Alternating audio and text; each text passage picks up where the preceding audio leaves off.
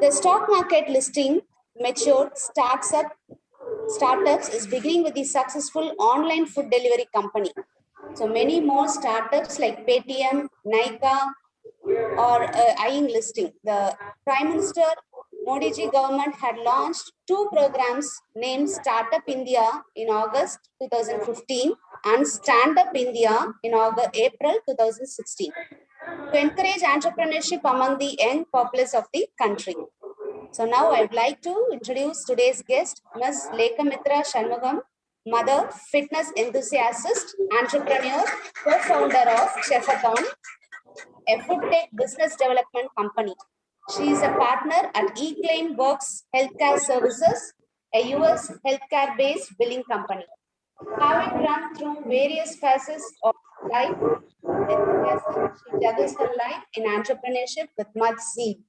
She made a huge conscious towards mindful baking, only towards natural ingredients, additives or flavor enhancers, all leading to healthier and natural baked treats.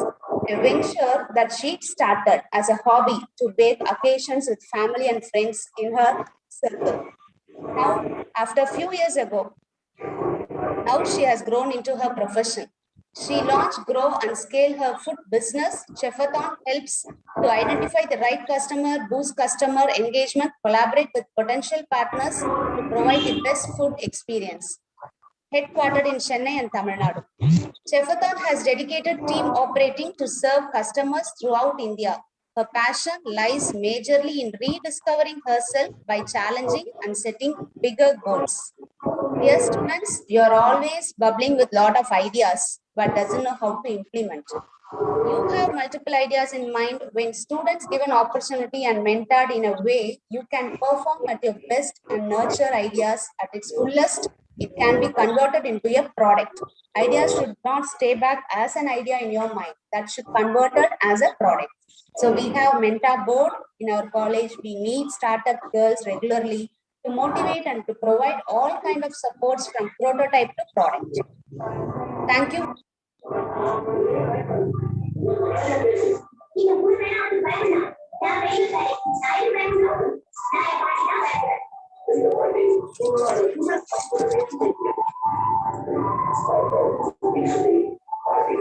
Thank you, ma'am, for enlightening us about what we gathered here and about our resource person. It is the time to honor our chief guest with an indoor plant. I request all the staff to honor our chief guest.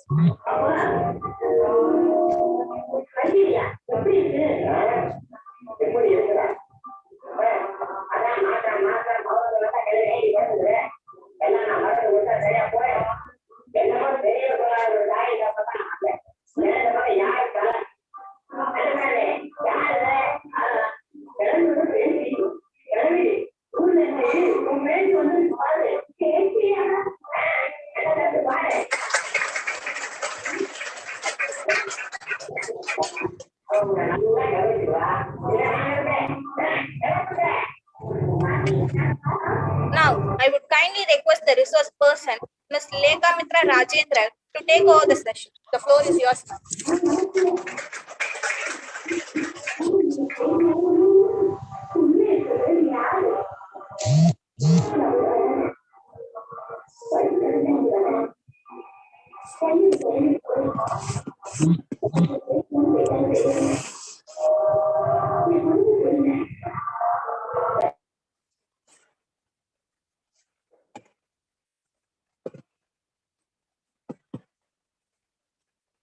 Okay.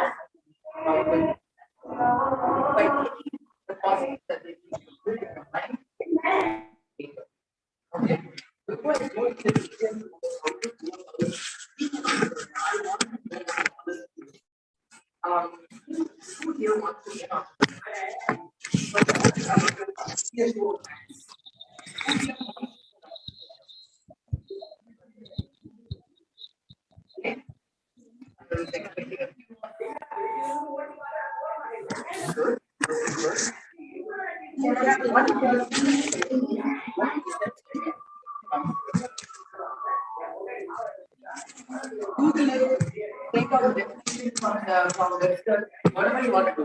I just want an answer. What is the definition? What is the meaning of an entrepreneur? What is the definition of an entrepreneur? Can you tell me that? Okay, that's a good one. That's a straightforward definition. Anyone else? One owns an idea. It's there. Okay. Over here. Okay. Yes, that's a good one. Can I get few more answers? There are no wrong answers. There are no wrong answers. I want to know how you think. That's why I'm asking this question. Executing personal ideas without any. Okay. That is partially right. I will come to that later. It's partially right. Anyone else? No? Okay. Right. Can anyone name for me the most popular or the most common entrepreneurs who have made it big in the country or in the world? Name? Okay, that's fair. Anyone else? Any other companies you can think of? Yes, yes. What do these people all have in common? How do they get to where they are? Do you know what kind of profits they make? Do you have any idea what is the profit they make? And do you know what kind of where they started, where this idea started? I know about when it started with people who were in the IT sector. What the problem they saw was the canning what they found was never and like by the time we get their answers, the time would be that's when they got the IoT and now online much convenient. That's So you realize that each of these companies started out because of an idea. What was the idea? It was solving a pain point. What is a pain point? It's a problem that you see in your day-to-day life. That is how you go about choosing what to do if you want to be an entrepreneur. See, also there are two paths of being an entrepreneur. Okay, I'm going to connect everything I'm talking about with my personal story because the idea is to tell you how I came about doing what I'm doing right now. Okay. In fact, I gave Ram a much smaller introduction because I mean,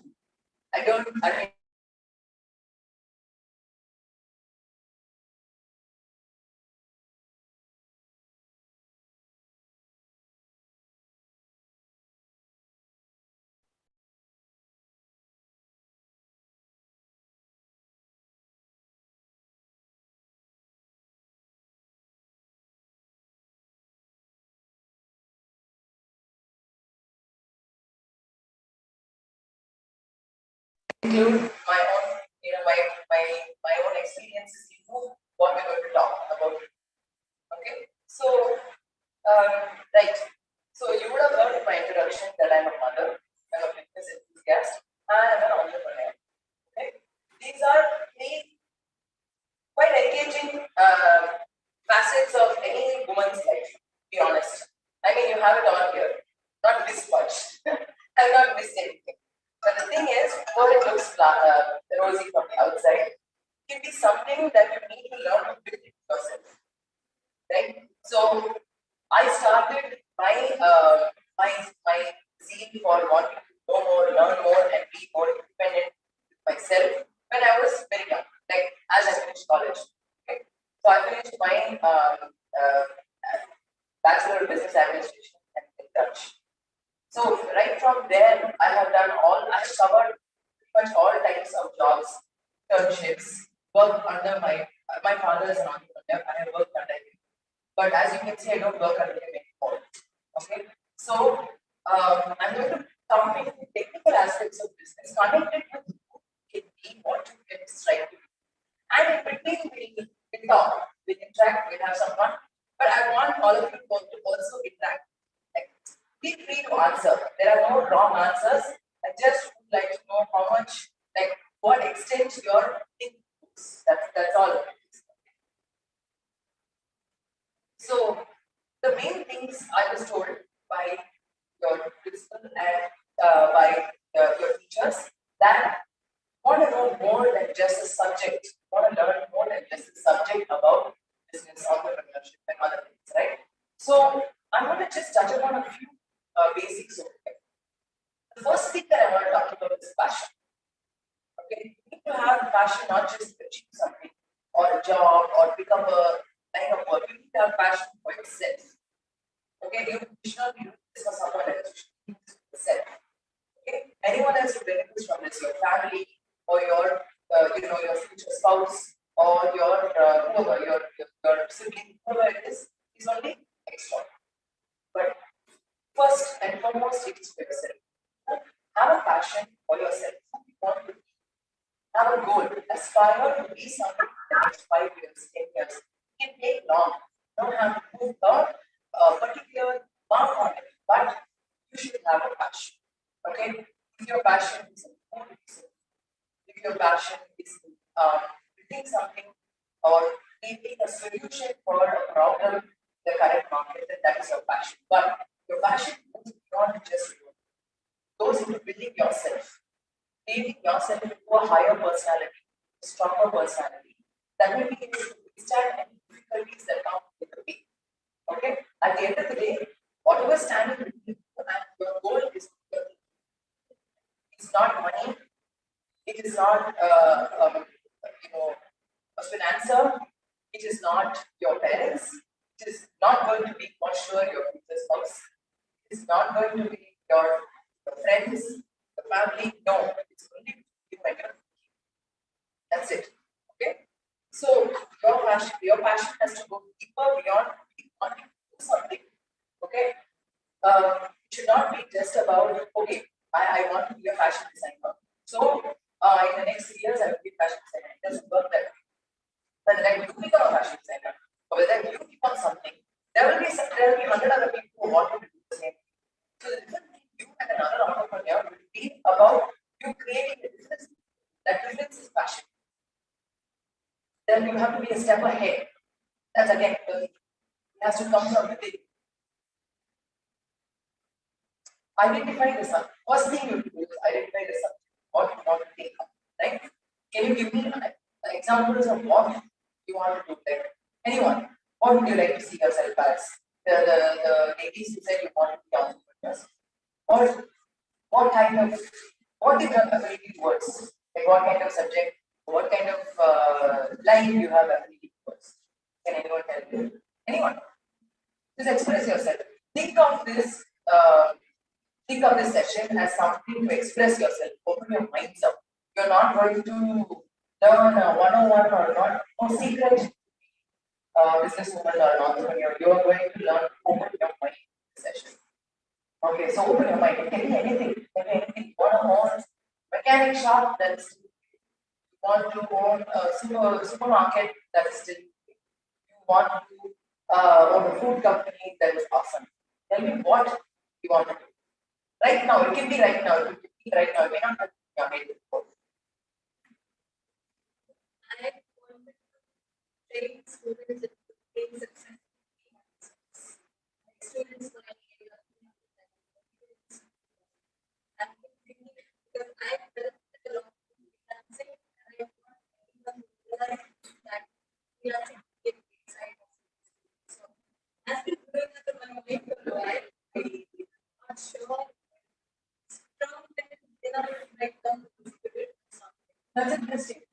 interesting. See, something interesting that I would not have thought of. It's quite interesting that a side hustle will actually be very important, especially for women who are trying to juggle various facets of life. You can definitely side hustles that really works. Anyone else? Anything else? Can be anything.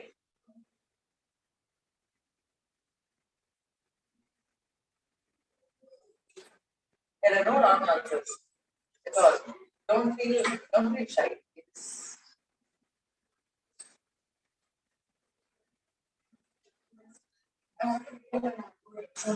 boutique. Oh no. Lovely. So where is this interest coming from? Like she gave us so much of a background of how the interest is come for her, right? So where is the interest coming from?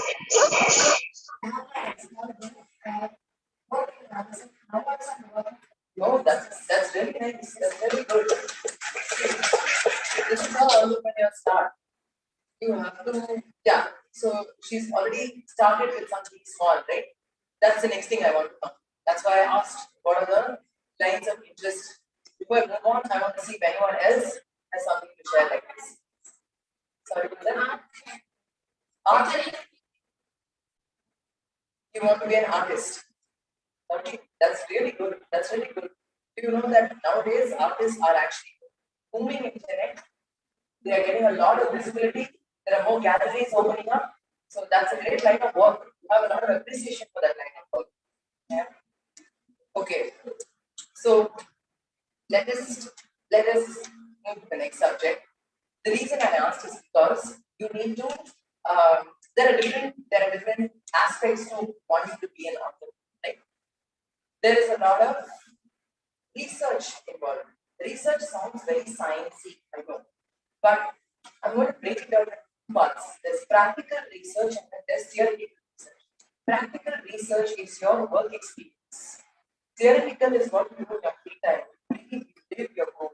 Basically, set your goal, breathe, live your goal. Browse your goal. Check you do your analysis of your current line. Who's in the goal? I mean, who's in that particular line? Who's doing what they do, right? When we talk about artists. Okay. So for someone like you need to think about who is in the same line. Who is a popular Chennai artist who's getting a lot of visibility? What do they do? Where are the galleries you open up your art? Okay. What does it cost to make a size painting of 5x6? Right? So these are the things that you need to do. And when you decided your time, go into a you get into the practical research, which is trying to get an start getting internships somewhere. Okay? And then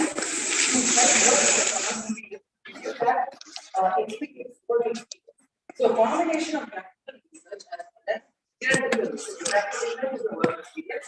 Combination of that with your theoretical research is what is going to give you the tools that you require to be able to plan for the next level. Apart from this basic plan, you need to main thing is have accountability for your progress and your goal. Okay, I'm going to cut away from the subject right now and come to my start. Okay. So I finished my education at Hitler's. To be honest, I am not good with academics. I was not good with academics. Doesn't mean it shouldn't be good. No, it can be good, but I was not interested in academics. My attention span towards reading and writing and towards delivering was quite minimal. Means I was not bad, but I was okay. I was better than average. That's it. But I was not excellent in what I can say. So, where was my interest in? Why am I here today? My interest was with making, setting goals, learning things, experiencing new things, and getting out there. Okay? Yeah, my parents are also conservative, like other, were conservative, like any other parent in this city. We are living in a slightly conservative city. But that doesn't mean we can't be experimental. We can't think outside the box because it's all in mind. It has nothing to do with people around us. Okay. So once I finished my education, I decided I would take up various types of internships. I have worked in parlors, and I have worked with my father, who is in global logistics. So different. That's just two examples of different internships that I have done. Right? I have worked with PR companies. I have worked with newspapers. I have worked with magazines. I have worked in the marketing line. I have worked in several places without the mistakes that I made was without actually having a proper goal in mind, right? So I set a goal. I thought that was my goal, but then that turns out that was not. But what did I do in this time span? In the last 5 years, I've come to understand that whatever I did from the time I was 20 till I was 30 was actually learned. Everything subconsciously I have learned that learned to absorb everything and everyone I have met, everything I have done. So this is what comes from meeting people. What you do, what I have done is I've been in different jobs, I've been in different times, I have been an intern everywhere, I have been a small scale employee, I have been in various facets. But what I have learned to do is create myself or set myself up for something big, something bigger. I increase my personality, my persona. I have learned to talk to people, absorb what I can from people, and take what I can in terms of knowledge by interacting with as many people as possible. So work experience is something that's very important. That's what I'm trying to tell you. Work experience is something that's really important, whether it's exactly in your line or not, in that because more than the actual subject, you will be improving your personality. Okay, when I say personality, I'm talking about the way in which you are able to condition yourself to be bigger, to be more efficient, to be more useful to yourself in the future. You should be able to learn to juggle different things. When you say, how many people know the definition of multitasking? Give me an example. Like watching and work.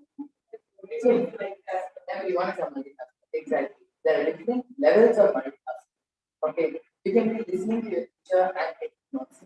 Multitasking. Okay. So the more you multitask, the more you learn to divide your attention between 2 or 3 jobs and keep absorbing. This is what you need to really take in. Everything everyone tells you, everyone you meet, everywhere you go, you have to learn to absorb things. Okay, this absorption, I know people say that only children can do it, age of 5, 6, and all that. But I don't think it is true at all. I think you can, if you put your mind to it, absorb what you need to until you are 60, 70 years old or even more.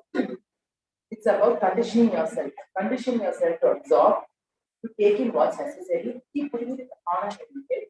That's all you do. So, what I have done in these 10 years between I was 20 and 30 is work in different places. Absorb things from people that I have met. Okay, I have met talkative people, I have met manipulative people, I have met efficient people, I have met quiet people but getting their work done. I have met different varieties of people. Okay, you are going to meet various people, various types of people. Okay, you will not like everybody. You will not like 80% of the people you meet. But you should put that aside and think about what are they going to give you? What are they you're going to learn from them? Even the worst personality that you meet, someone you don't like, you can take a lot of good out of them. That's the mindset you need to travel with right from now, from today onwards. That's what you need to think. You need to keep your judgments aside because everyone you meet, even who tells you something, talks to you, will always have something to do. You won't be doing it consciously. Some people will give you advice, but some people will actually just be trying to have a conversation. So you have to keep your judgments aside and learn to absorb the smallest things possible from that person. Take what you want, leave out what you don't want. That's it. It's as simple as that. So subconsciously, all these years I have done that. I don't know from who I got that. I don't know how I got this habit, but it has become a part of me. Meet a lot of people, talk to a lot of people. Don't be shy. Experience conversations. That is what you need to do. Experience conversations that becomes a part of you. See, these things are apart from technical subjects. I'm not here to come and tell you about how to start a business, how to go about. I can give you the basics. But what you need to do is learn to be a lot more bigger as a personality. Setting goals, following these goals. What kind of routines does everyone follow a routine? Do you follow a routine? Who follows a routine? Nobody follows a routine? Give me a sample routine. Somebody give me a sample routine. Any routine. What it can be as simple as I wake up in the morning, I have my coffee, tea, or whatever in the morning. Then I get to college, I come, I finish at so and so time, and then I go there. It could be a simple routine. Do you have a routine? Yes. Okay. You need to have a routine because it sets you apart from a regular individual who does not have goals. Routine is equal to goals, right? So, did I have a routine? I didn't. Not for many years. I didn't have a routine at all. Okay. Then, to be honest, until I was 30, there was no routine. I had nothing specific going on. When I was the age of 30, something hit, something struck a chord in me. Okay. I have always been, the only thing that I have always been focused about is not to waste my life, not to waste my education that my parents gave me, not to waste my time, and to be something bigger for myself so that when I am 16, 15, 16, I can look back and say that I did this, I achieved this, I made an effort. I don't have to be a superstar who comes, who people know all over the country or the world. But I need the people who know me to be proud of me. And I need to be proud of me. That's the main thing. So when I was 30, I said through 20 to 30 in a very happy, regular, no motivation, no plans, nothing kind of way. I'm telling you this so that you won't make this mistake. The earlier you start, the better. Okay. But what I learned when I was 30, maybe not to organize my life and goals, but it is to learn. Spend all of that time learning. Okay. So I got married when I was 24, and I had my son when I was 29. It's after that everybody needs a point where you understand that your clock is ticking. The time is going to go on anytime soon, right? So at 29, after I delivered my son, I had a lot of health complications. So that made me very sluggish. That made me very dull, more depressed. I went through a very difficult part. Then I thought to myself that some people try to help me, people try to talk to me out of it. No one is going to help you other than you. You have to talk to yourself. You have to figure out what you want to do. Then I'm telling you, everybody will have some struggles. Okay, right now you may think it is your surroundings and it is maybe with the status of your family, whatever they want you to do, they don't want you to do, if they want you to get married, but they don't want you to get married. Who they want you to get married to, what they want you to do, what line they want you to study in, or what line they want you to work in. Could be all these things, but none of that actually matters because you need to figure out what goals you want to go with. What are your goals? So at 30, at the 29, 30, when I was literally just wasting my life. Somebody would say, getting married, having a child, and a great happy home is the best thing. Sorted. What more do you want? Many people ask me that. Why are you upset? Why are you depressed? What is your problem? Can anyone tell me what's wrong with this picture? Can anyone tell me what is wrong with this picture? Anyone? I want new hands coming up. Can anyone tell me what is wrong with the picture that I just painted for you? Tell me. I'm not going to break, I'm not here to break stereotypes. I'm just trying to explain to you where I come from, my mind, my heart, where it comes from.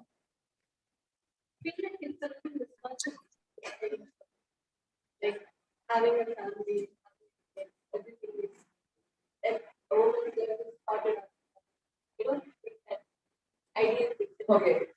You are constantly right. I'll tell you something. Okay. I'm not going to sound like an old traditional person. I don't want to sound like an old traditional person. Neither do I want to sound like a young woman. And neither.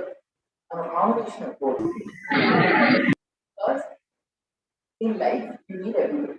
You need a family. At the end of the day, it is your spouse who's going to support you. It is. It is. When I finally decided what I wanted to do, it is my spouse who supported me. He helped me get out of bed. He helped me get out of my depth that I was inside, my hole, me out of there. So you can't say that having a family sounds misogynistic. I'm not going to correct you because you're partially correct. I didn't say that having a family. I mean, it's not. I'm not about how she said that's that. Yeah. Yes, that. What's that? Yes, that is what I want to do. Yeah, it is great having a family. Found the perfect life partner. Found the nice family. It's great, wonderful. But do they understand you? Do they want you to give the? Do they share your enthusiasm for the goals that you have? That is the question that you need to answer. You need to answer, not me. You need to answer. That is how you need to move forward. You know, if the people around you support your thoughts. Even if they don't, it is your responsibility to make them understand what goals you have in life. Everybody is going to be like in your family right now. They have some sort of plan for you. They have a goal for you. But if your goals are different from the goals that they have for you, which you need to talk to them about. So the reason I'm going over all these subjects is because being an entrepreneur is much larger than you understand. It's not just about picking a subject, picking a line, learning that line, or getting your internship, getting your practical work, your work experience, your theory, your theoretical experience, your analysis. All this is something that a business school will teach. They will teach you. What they will not teach you is learning how to handle daily life, along with the complications that arrive at Google. That is the balance that we need, the work-life balance that every single entrepreneur today has learned to achieve.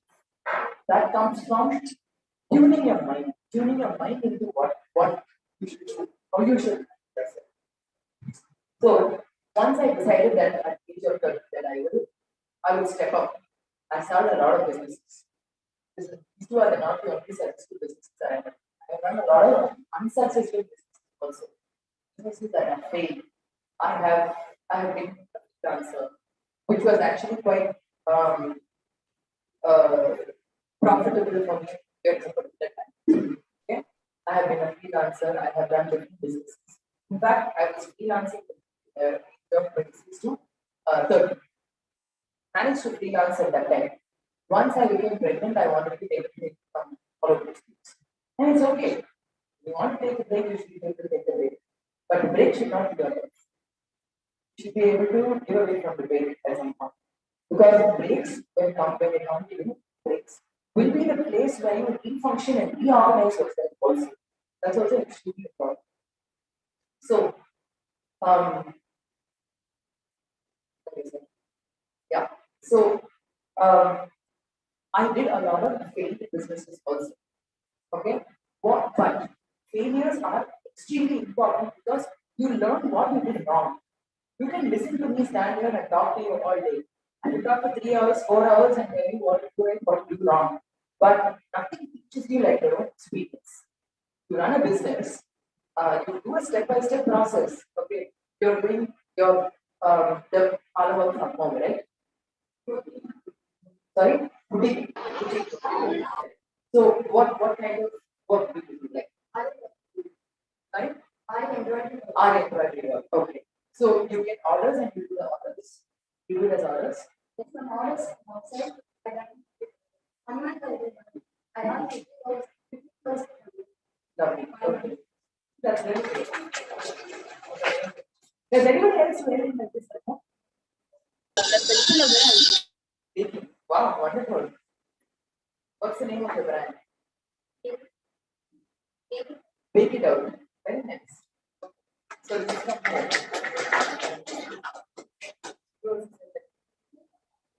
Makeup artist. Yeah. So you're getting orders and you go ahead. Super. Super. So, for all those who are doing businesses right now, there will be some issues that you face. Like, give me some of the issues. Like, basically, can you tell me what that? Timing. What do you do? Make a one. Super. So, um,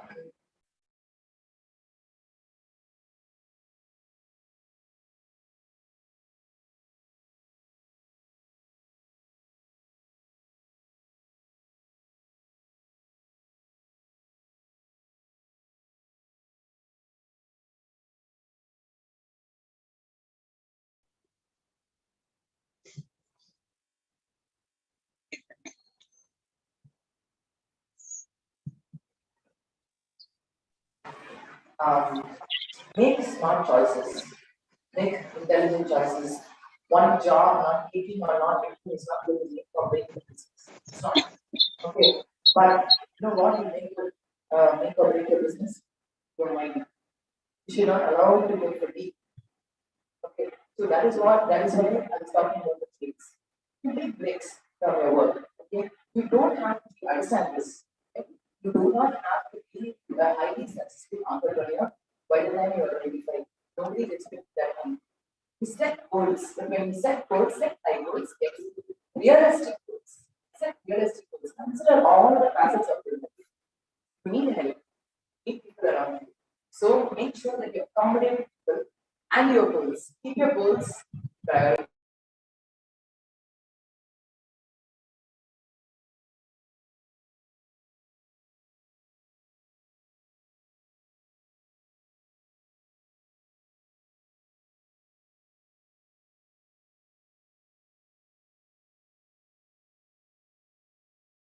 When I was getting my sex.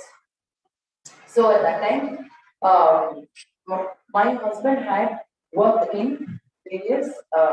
He had worked in a medical billing company, okay, which deals with um, serving doctors in the US. And on several trips, I have traveled. So I used my skills, my marketing and PR skills to be able to connect with more doctors in the US to be able to connect to the work that we do. So after our son was born, we decided that we start our own company, our own baby company. Why I'm telling you this is because I'm an entrepreneur, yes, but I in both my businesses I have partners. I have partners. And what again why I'm telling you this is because you need in some businesses depending on how elaborate or how big it is, having a partner makes a very big difference because you will be able to club your skill sets to make your business a success. Right? So think about this more. The partner you choose to your business should be somebody who shares the same goals, same enthusiasm, the same mindset towards making your business a success like you would want it to be. This is also very important. Okay. Because what happened was, yes, we started a business, it went really well. After that, I wanted to do more. One business running it successfully was not enough for me. I had to such a startup for a few years. Then it is now a mid-sized firm, and I have a whole team running it. I have an assistant who handles my day-to-day work. So I was kind of, and my son became about 5 years, and I thought, okay, what am I doing? Not happy with this working only for 1 or 2 hours a day. There's not much work to make because there's already set process, set people are doing their work, and have an assistant taking care of the daily work. Only major decisions made. Okay, we have an office. We have a team of about 45 people for every. Yes, I have an assistant who handles my daily work. So I'm thinking to myself, how do I make it good?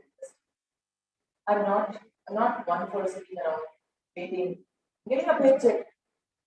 So I'm not bothered with running successfully. There's no major issues. Everything is running smoothly. Here and there, yes, there are big crises that happen on a weekly basis. Sometimes the decisions that we make, things like that. So I thought to myself, I want to put my effort to one more startup. So I took on one more startup. I met a friend, okay, through people I met. So this is where my communication skills came to, or my absorption skills came to. I met a friend through other people, and yeah, I keep meeting people day in and day out. Like that is how my routine, my life is done. Keep meeting several people day in and day out. So I met someone, and we were having a conversation, and a general conversation, and he told me after we became closer friends, he told me that he wants to do this kind of a business, right? Where he wants to get into the food line, but solve a problem from the technology side, which current companies are not solving. So I was very intrigued by the pain point that you were at. Okay, there are so many people who start a business, food business with a lot of investment, start restaurants, but they all close within a year. Many close within a year. The smallest problem that comes across and it closes. You know how many restaurants close in this pandemic? So many restaurants close in this pandemic. Okay, so how are we going to solve that pain point? Like you said, Zomato came across with an interesting concept where you can check out the menu and order your food wherever you are. It will come to you correctly in your break time. You can utilize your break time with the food that you order. Happily go back to work. Don't need to stand in queue. Don't need to be hassling over your other co-workers. Things like that are sorted. So that was a great pain point to solve. So we are thinking about how to help restaurants and other food business owners market their product without much um, much of the investment. How do we limit their problems? Okay, because for the passion of opening up a restaurant, people open a restaurant, and there comes a big issue. Loads of investment. How do you get people to come there? How do people come there, say, enjoy? So many restaurants are there, right? When we had things going, when we had we created um, dining experiences, we call them culinary experiences, okay, which created opportunities for people to come and experience a restaurant, create a special menu so that they can enjoy that, and give them a very special feel. So everything we do, every kind of business we give, right? We use as art, be it art, makeup, whatever it is, it's about the experience that the customer feels. Okay? We have to attack the experience part. We come from there, basically. Whatever service that we are giving, everyone's giving great service. How do you differentiate yourself? They have to want to come back to you. What does that come from? That emotion, that feeling that has clocked there in the head. Okay. What's your name? You. So I get my makeup done with Aarti. Okay. So when she comes, she's pleasant, she makes me feel comfortable, and face is a very personal thing for everyone. Right? You won't let everyone touch your face. So uh, she takes her time. She's gentle with applying makeup. She listens to my problems, saying, "I have a mark here, I have a mark here, I have a lot of makeup." She's considerate. She talks to me nicely. She makes me feel comfortable. She does my makeup the way I want it. She listens to me, and then she makes me feel nice, looking nice, and also feeling really nice. That is the experience she gives me. That's what I'm going to remember. So next time when someone asks me, can you suggest to me?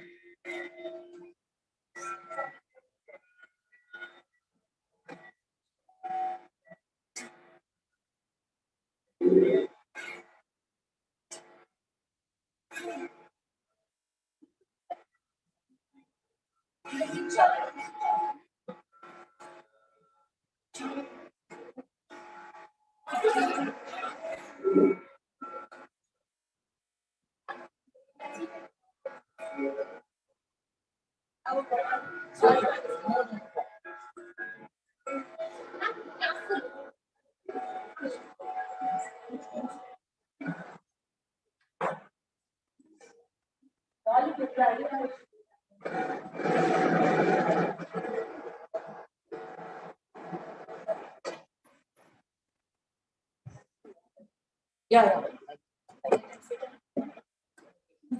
I prefer my understanding. Same.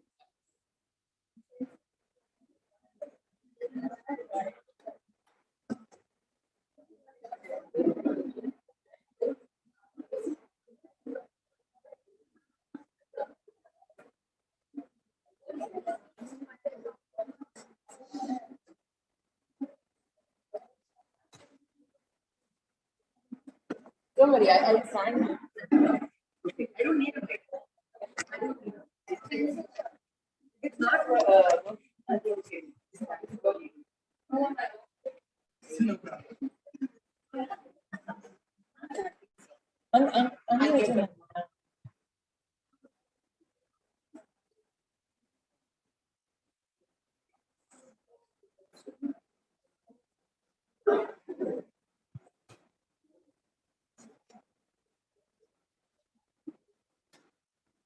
So I learned to appreciate friends.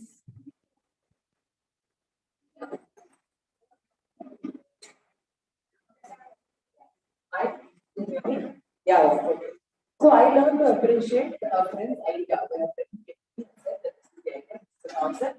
We try to work it. What was the major benefit is that there was zero investment. So there was nothing for us to lose, right? So this is where you also need to consider your pros and cons. Okay. You need to consider when you start a business, what is it? Start small. When you start small, your investment is small. Okay? Your losses also will be small. But I know your profits also will be small, but you know what is big?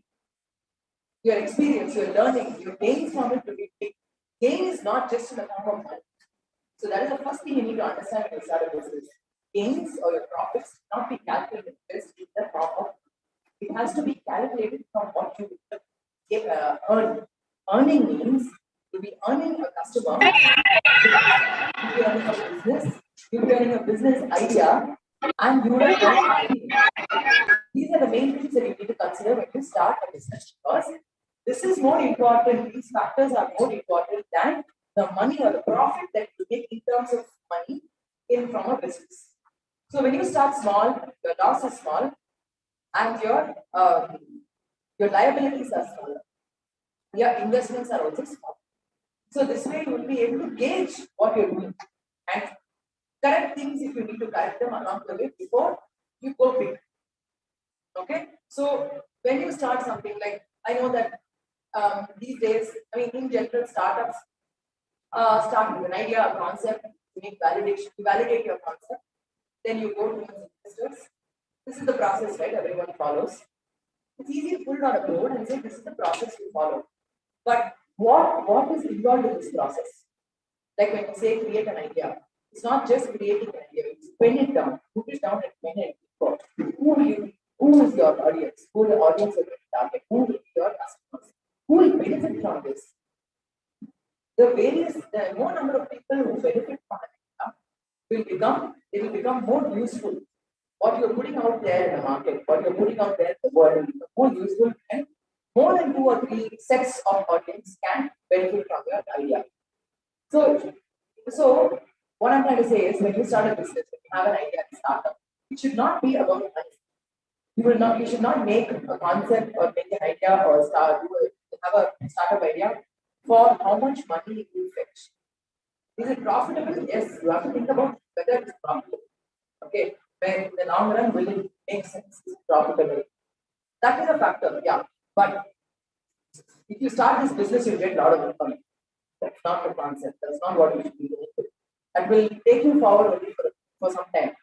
And then you will get bored of it. And you wake up every Monday morning, God, I have to do work. That is not the way every successful entrepreneur will work. You have to want to go to work. Work should not stop for you. You should not feel like stopping. You should not think, oh God, weekend is coming. I'm going to take a break. You should not feel like that. So what do you need to do for that? You need to find something to do. You need to find your line, your passion, to make sure that it is something you want to do. Apart from this, it should also be something that benefits a lot of people, because you will get validation, you will get appreciation for your work from them. So these are very important factors. So this is how I chose my second startup. This is how I chose my second startup, because it benefited people who want to try different cuisines, experience different experiences.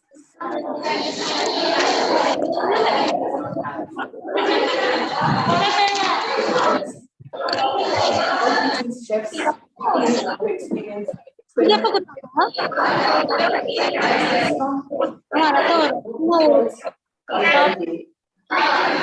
Covered so many different facets. So my friend and I, we registered the company as once we put our details down and decided that the plan is the process. We registered the company and we decided, okay, whatever comes, we'll take it forward. Okay, there have been different blocks. While we were doing physical, like outdoor experiences, I think when people come to a restaurant experience, all that came to halting stop when the pandemic happened. So we rethought the process. So just because one pandemic or one crisis, major crisis happens, you don't have to stop your business. You have to think about how to innovate. Now this innovation depends on your own creativity. How far you can think outside the box. How many people have heard this term, thinking outside the box? It's such a common term. Everybody uses thinking outside the box. What is thinking outside the box? Does anyone actually have a definition or an idea to describe thinking outside the box? Right. A different thought process. Yeah. Yes, that was so. It's a culmination of all these things. Comfort zone. Step out of your comfort zone. Step out of the regular process. Step out of what you've been for so long. How do you do that? This is not, you can't learn it in a book. You cannot learn it. You cannot learn it from somebody. How do you learn it? Necessity is one. Yes. Yes, that's a good. Yeah. What else? How do you learn something like that? Yeah, circumstances, yes. It's a combination of all these things. You make your own formula for thinking outside the box. This can't be taught. This has to be learned. I know only when someone teaches you can learn, yes, but you have to learn it from not just somewhere, even when someone's talking to you, even when you are doing your daily, you learn from everything and everything. You have to always be open to learn. So that is how you learn to think outside the box. Again, I'm coming back to absorb, grasp everything you see, everyone you talk to, before you start to judge somebody based on how they look, how they speak, or how they are dressed. Think about how they are good at it. Like, think about what they have told you, what they have said to you. Put it back on audience.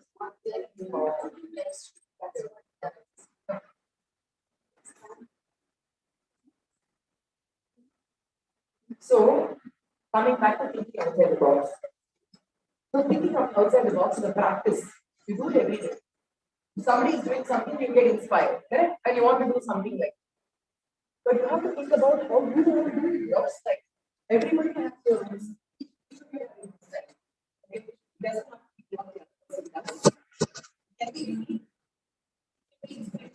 All of that, but you have to apply your style. You have to apply your own persona to it. That's how you start to think outside the box. Yes, you take necessity, you take necessity, you take surrounding, you take environment, you take all of that, put it together, and then you add your own zeal to it, your own zeal, your own personality to it, and that's how you start to think outside the box. Take small, the example for this is, do this from today onwards, try this every day. Take small solutions, take small problems of your daily life. It may be attending your exam, learning for an exam. Okay, what most of us will do is learn from the portions given to us, or the syllabus given to us. What you can do is learn from situations. Learn how to tackle problems or give solutions for situations around you from there. You don't have to be an entrepreneur or a businesswoman to learn to think outside the box. You can learn to think outside the box with the daily things that you do. Okay, how does everyone come to college? Yeah. Has anyone tried a different method to come to college? Huh? One day have you tried, 1 or 2 days have you tried to do a different? Tell me, what did you try? Was that? Okay, okay. Okay. Why did you make the change?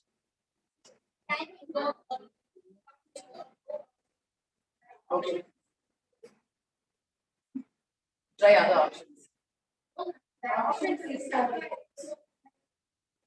Yes. This is how you make changes. From that particular small step, you can learn to think outside.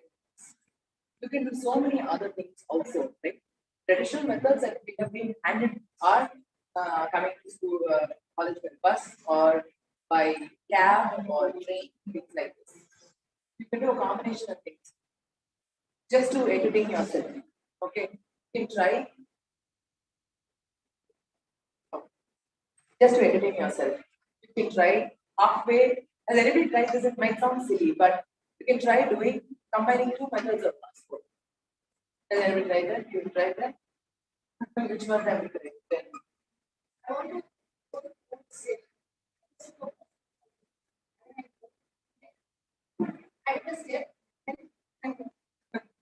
So why am I telling you this? Why am I talking about trying to do different methods of transport? It's easy to just take one method of transport. Don't waste time. You get that one method. You've already figured out your route. It's easy, it's safe. The hustle bustle in the morning. You're not going to make changes. You're going to come to college on time, etc. But by making a different plan for that particular one, spontaneously you just think, okay, today I'm going to take Rapido from one point to another point. From that point, I'm going to take a bus and come to college. What are you going to learn from this?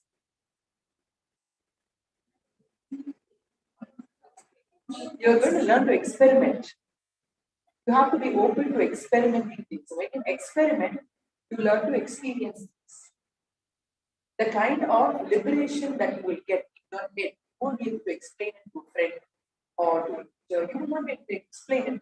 But that is what we need to learn to do. Be open to experiencing new things. Experiment with new things. It can be wrong. It doesn't have to always be the right decision.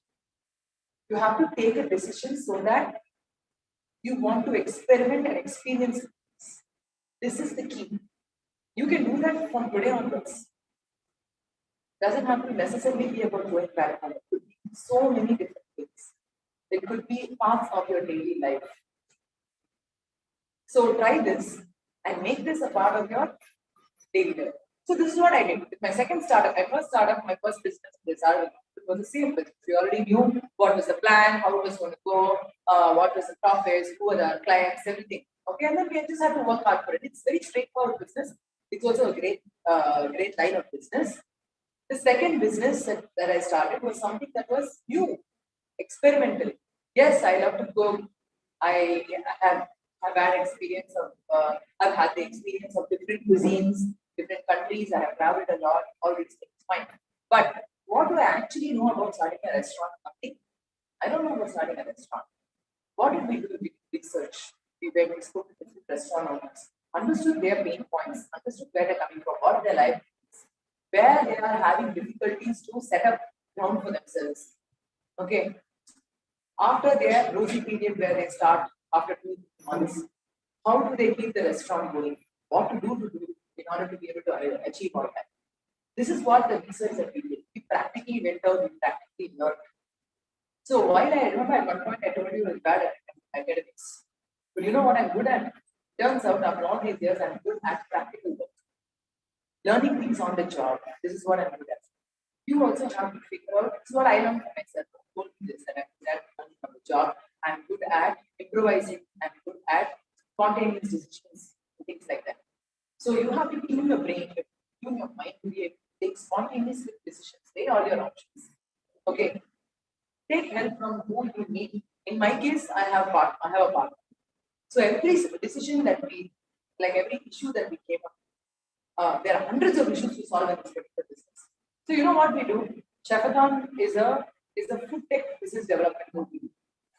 So what we do is we are a business development company for food brands, any type of food-based brands. Okay. So what we do is we have created several online and offline channels to be able to increase footfalls or business for any type of food-based brand. It could be a cloud kitchen, it could be a baker, it could be a restaurant, it could be a five-star hotel. We curate different types of services online and offline to be able to understand how to increase their footfalls, increase their business, give them various customer-driven activations so that they be able to increase their business. So how do we come across this? Me and my partner both do not have professional backing to be able to come across this. We learned it in a practical way. Okay, of course, having academic professional backing will go a long way, will help a lot. But what we have learned on the way is to be practically spontaneous. Learn from experiences, learn from people, absorb the ideas, create your new ideas. That's what you need to do. You need to learn to create, implement new ideas in daily life, into what you do on a daily basis. So that is what will help you set you apart from people who are doing the same thing you do. That's another thing. Whatever you decide to do, however new and novel it is, in a few months somebody will start doing the same. So it is so much more important that you set yourself apart by creating new ways to make yourself more special. Hence comes the creative skills outside the box, all of these things. So after the pandemic, we developed online services a lot more. It turns out that online marketing is more cost effective, cheaper than offline marketing. That is your regular traditional ways of marketing, like those kind of things. Reaches more people also, online marketing. But how do you do that? You need to learn, you need to sit. There are courses available. Make use of courses that are available. Online courses, offline courses, whatever it is. Make use of these courses that are available to understand how to pitch to your customers or target audience. For example, you are running the makeup business, right? So the first thing people will tell you is now everything is online. You should have an Instagram account, Facebook account. But who is seeing these accounts? Who is it? People who you know. You know what is thinking outside the box? People who don't know must be able to see your account. How do you get the people who don't know to see your account? They don't need to be your customers. They need to see what you're doing every time you do a business, every time you do a job. Ads. Who said ads? Yeah. How do you now? The ads are contributed. There are many people, several people do these ads. You and I can do them. Anybody can do these ads. But just like how Aarti does makeup and it is special, there are people who do the ads, it will be different. Like the way it's done is different. To find people, find resources, use resources, the right resources. Invest small in the right resources towards marketing and increase your business. So for food businesses, that's what we do. We are able to plug in the right algorithms, the right points to be able to hit the right target customers, the right target audience for us to be able to expand their business, give them more business. So again, now this ads and other things have developed in the last 1 year, 1.5 years, 2 years maximum. That's it, right? So keep yourself abreast. Learn about everything that is available to you. All the tools are available to you. Nowadays, marketing tools, learning tools are all available to you at very, very less cost. Not like how it used to be. So when I was in college, when I was your age, all these things were not available. I got my first cell phone when I was in 3rd year of college. Yeah. So how do you, imagine the kind of resources that are available today, the kind of connections you can make today, the kind of networking you can do today. Be open to networking. Talk. Keep talking. Like today itself, I can only pick out 5 or 6 of you who are able to talk to me. Maybe 10 at the max. If I come back here again, ever, if ma'am decides to call me again, I want the whole room to talk to me. Don't be afraid to approach people. Talk to whoever you want. You don't need to talk. You are not going to eat into their. I'm here to talk, so might as well make use of the time I'm giving you, right? When someone is willingly coming here to talk to you and to help you experience different things, experiment and learn more, take that. Use it. And even when people are not interested to talk to you, still try to talk to them. That is how you step out of your comfort zone. Because you may have different reasons, the different things that you will gain from it, different things to learn from. Why let go of the opportunity? Take every single opportunity. Use it. Use it. You're not gonna, it doesn't cost anything. It doesn't cost anything. Everything is not about money. Remember that first. Everything is not about money. The time you spend, the people you meet, the business you do, the things you experience, everything is not about money. It's about expanding your mind. Then, irrespective of what comes across you, what business comes across you, what opportunities comes across you, your mind will transform it into something very good. Transform it into the most lucrative thing you can think of. So you need to learn to be more open, be more active in the way you with your persona, with your personality. That is how you're going to learn different things. Otherwise, otherwise, who will be interested to do some 9 to 5 job when you stuck to a laptop or a computer and you're just finishing your work, going back home? I don't think anyone here wants to do that. Anything interested in that kind of job just because it gives you money? Why would anyone? No part of that sounds interesting at all. Correct? You know, I understand that those things also give you stability. Those things also give you a steady income. It does. I understand that. But what are you experiencing? You can work under a person, but you should enjoy what you do. You can work under anyone. There's nothing wrong with that, because even when you're an entrepreneur, you'll be working under your client. The client will be giving you hundreds of things to do. But are you enjoying it? Do I enjoy what I do? Am I interested to take calls from 7 o'clock in the morning to 11 o'clock? That also sometimes I won't be there. Take some calls that I want to, some other calls I let them know that I'm sorry. I will take this call. I will call you back tomorrow morning. But why do I do that? Because I'm interested in you. You can work for anybody, you can work wherever you want, but you should be interested and inclined to what you're doing. And you should learn to experience every day like you want. When you wake up in the morning, it can be from today or itself. Doesn't mean, see, everything I'm telling you right now, it's not about going to a job. It's not about working. It's not about being an entrepreneur. Because being an entrepreneur is a personality. It's a persona that you need to build, that you need to achieve. So what I'm saying is all these things, thinking outside the box, experiencing new things, experimenting with new things. Start from today. Only you are going to be accountable for that. Keep yourself accountable to everything that you do. This week I have done nothing interesting. I have done nothing interesting. I have to do something interesting. I have to learn from it. It doesn't have to be work oriented. It could be a new thing that you try this week. Set these kind of goals for yourself. Set these kind of realistic goals so that you will learn to experience nice new things. It will develop you as a person, develop you as a personality, which will set you up for a high achieving person in the next 10 years. No goal can be achieved in short time. That's not a goal. You need to have a goal that you can achieve over many years.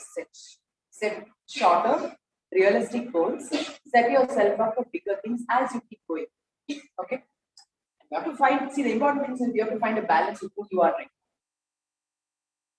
now. You have to, when I say set higher achievable goals, I don't mean don't appreciate yourself as to who you are right now. Appreciate yourself, where you have come, what distance you have made in the last month, 2 months, whatever it is. But next, what are you going to do? How are you going to move forward? See, if I hadn't thought of the next, what am I going to do? How am I going to move forward? What am I going to do next? I've already set my business up at the age of 32. What am I going to do now? I have so much more. Am I just going to be sitting around there's nothing wrong with this, but being wife, being a mom, things like that. Like, that's also fun. But apart from that, I still have time.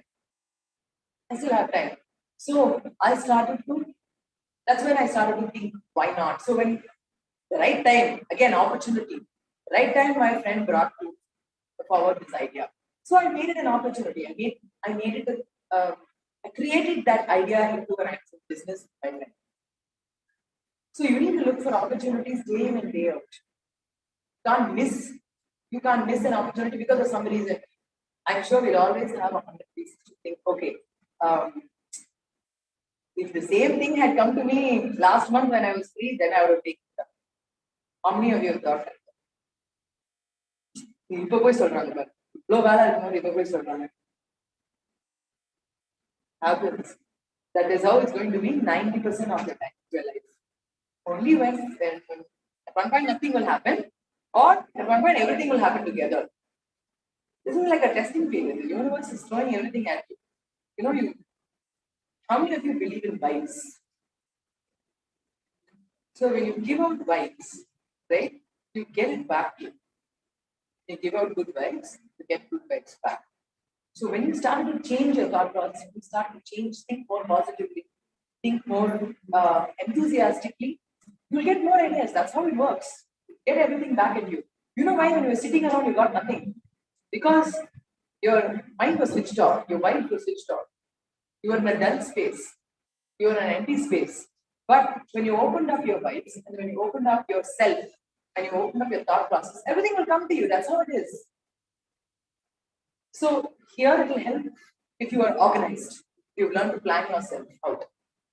So one of the other facets, very enthusiastic facets, important facets of my life, apart from being an entrepreneur, is I'm a fitness enthusiast.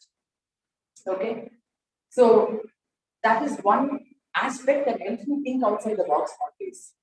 You need to pick another hobby for yourself that doesn't have to do with your business, but helps you think outside the box always. How many of you here are people who work out or do any type of fitness, yoga, anything? How many of you? Only you. Great. What do you do? Huh? Classical dance. That's actually a thing. Yoga and some cardio. Now it's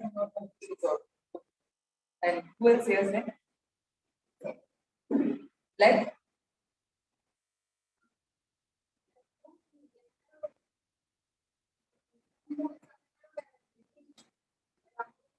You're going somebody teaches you.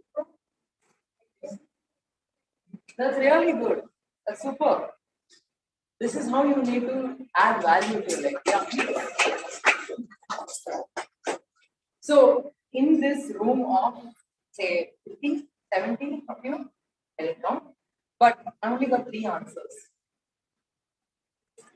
Fitness is not about physical fitness, it's about mental fitness. You don't need to be out of shape or dissatisfied with your body. You have to want to work out because your mind opens up. Your adrenaline rush comes out. When adrenaline, there's chemical in the body.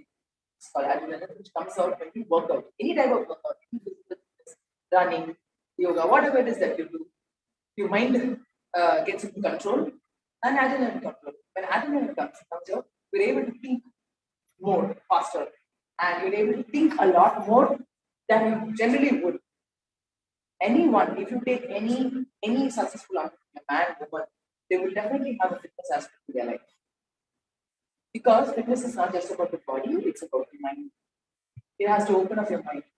This is another aspect that you must add to your daily life. Must. Okay, this is not subjective at all. This is a must. Some sort of fitness has to go into your life on a daily basis. You know why? It sets a routine. It becomes a part of your day. It becomes a part of your life.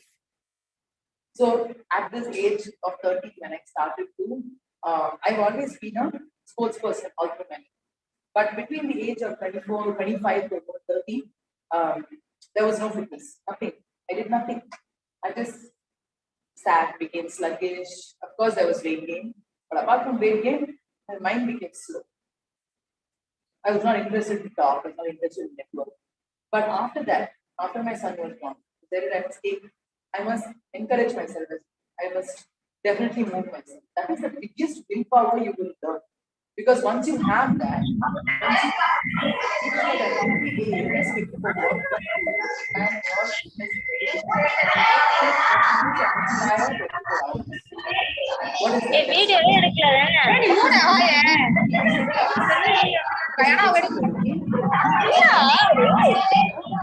And you get a positive space.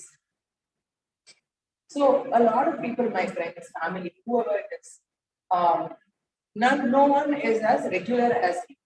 There are people who try to stick with my routine, try to.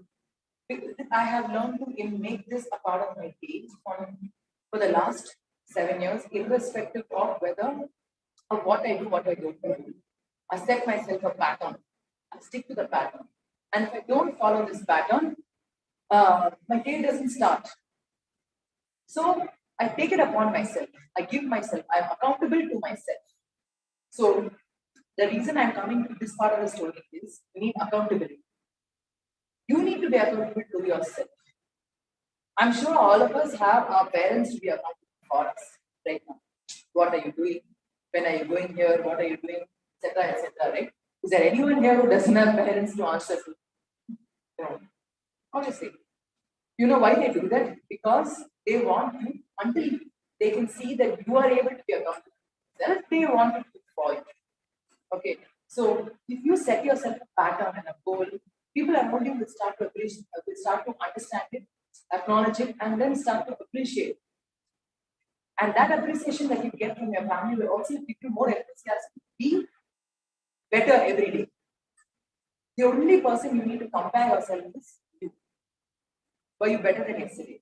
Have you done something better than last week? Is this week better than last week? That's the only thing that you need to think about. So that's another thing you can add to your day. A fitness routine. 30-minute fitness routine. It can be walking. It can be as simple as walking. It can be simple as jogging or yoga or any other running, anything. Okay. So I'll tell you one more thing here. So I have been in when I was in college, school and college, I have represented Madras University for rowing. Okay, and that has been a very big part of my life. But after all that, so that point, it's my parents who introduced me to this, and then it became a part of my life. Waking up at 5 in the morning and things like that. And then after a point, it was slightly forced, right? So anything that is forced, you won't be wishing to continue. Right? Who want to do that? So after that lull period of my life, 5-6 years. After that, I made my own routines. So somebody told me. So again, I've used all my cognitive capacities over here. So somebody came to me and said, you know what? Apart from doing this cardio, running, etc., you know what actually builds strength when a body is weak? Weights. Need to lift weights. So we've seen other women lifting weights. What do they look so manly? They look so this one. So we are all under the misconception that if we lift weights, we will immediately look like men. Broad shoulders and big muscles everywhere. We won't be feminine. I have been lifting weights for the last 7 years. I have been lifting weights for the last 7 years. You know what it has done for me? It has increased my confidence. That's the first thing it did. It touched upon my confidence. Okay? I think I'm feminine enough. I'm not, I have been lifting weights for the last 7 years in different moderation. I've learned from different people, get my mind open, learn from different male trainers only. Learn from male trainers, female trainers also. But I have learned to lift weights like men. But finally, this is another thing, right? We hear so many myths. Finally, I found that the myths that people say when you lift weights, you look like a female Arnold Schwarzenegger is very, very untrue. It's the biggest myth you can ever hear in your life. Because women's bodies do not have the particular, hormones or the particular ratio of build up for you to become immediately bulked up. It doesn't work like that. But you know why women should do weights? Because it strengthens your bones, it strengthens your every part of your body, mainly your back and other things that become weak once you get older. You have to strengthen all your muscles that happens from different things. This is what I learned because I decided to open my mind. And who has it benefited me? It has benefited me. So many of my friends, my age, few years younger even, few of them are older even. They don't have the energy that I do. Why? Only because I decided to open my mind and listen. So if we go into any conversation, if you go into any conversation or any situation with a prejudice notion, I don't want to listen to this, because I already know that if we do this, this is how it will be. This is not right for me. This is not my kind of topic. எனக்கு இது already தெரியும். Never have that idea in you. Go into it with an open mind. Someone will tell you at some point, like at least 5% of the conversation will definitely be interesting. You can use from that, you can take from that. So again, this fitness enthusiast part of it, even now I experiment different things. I will suddenly randomly take a 2-month yoga course. I'll just go learn yoga, do yoga for 2 months. Whether I like it or not, I'll do it. I'll learn it, experience it on my own. I don't need company for this. I don't need company for anything. I can go anywhere on my own. I can do this, I can learn, and I can come. Then suddenly I learn something else. I'll decide. I only have to decide whether I like it, whether I want to continue it, whether I want to make it a part of my life. Things like that. So you decide. When you are making a decision, it is only you who needs to weigh in the factors. You can definitely take help. Ask people for ideas. Ask people for their opinion. But you don't have to take everything. You don't have to take everything. You have to take the ideas and the points that matter to you, that make a difference to what decision you are moving towards. Your goal and your endpoint, your destination, only you will know. You will have an idea about it, right? So, I mean, that basically covers most of the things like, and what else it helps me with being open, having an active lifestyle, being enthusiastic. It helps me in my own too. It helps me be a more supportive wife. The man does not have to be the primary breadwinner. There is no such thing as primary breadwinner. There is no such thing. Women don't have to work just to support their families. Women have to work, women have to be more for themselves. So when you are thinking outside the box, when you are doing what you need to do every day, you're educating yourself, experiencing new things, experimenting with things, you learn, you become better. So if you notice in modern households and modern families, it will be the women who will be taking most of the decisions. Be financial also, not just household decisions. Financial decisions, investment-based decisions.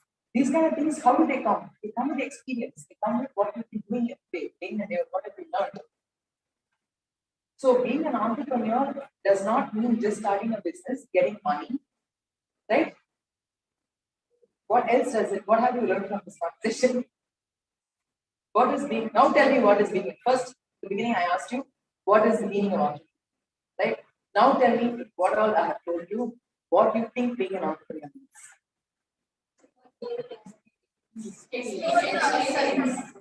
Exploring yourself. That's a major thing. Exploring yourself. Experience. Networking. Yes.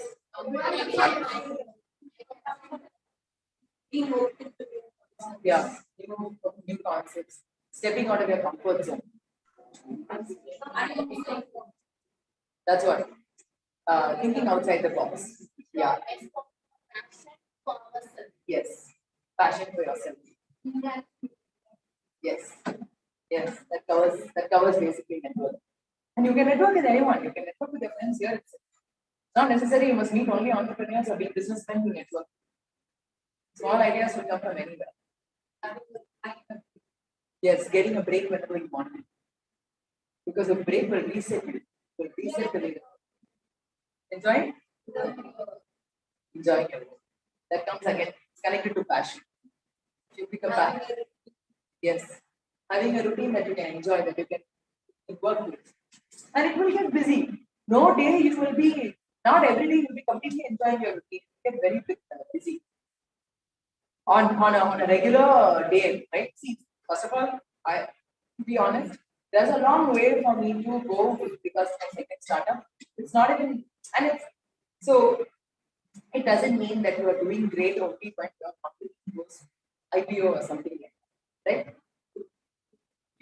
It means you're doing well when you're growing. When you're growing, compare yourself to what you did last year, who you are last year now. Then you know you've grown. If you've grown, you're doing well. You're on the right path. No one can be 100% successful. Correct? No one can be 100%. But what is success according to you? That's what you need to consider. Growth from last year to this year. Is that success? Yes. Where have we come from? How are we able to get there? How are we able to learn new things? How are we able to experience things? That is what you need. Yes. It's the experience and things, the things that you can't put a price on is what you need to consider as things in a business or in as an entrepreneur. Because that will set you up for future in a much more indestructible way. So now you know my 3 facets of life: motherhood, fitness enthusiast, and entrepreneurship. They all go hand in hand.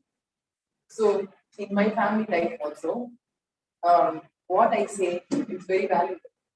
How much time I spend at home is also very valuable.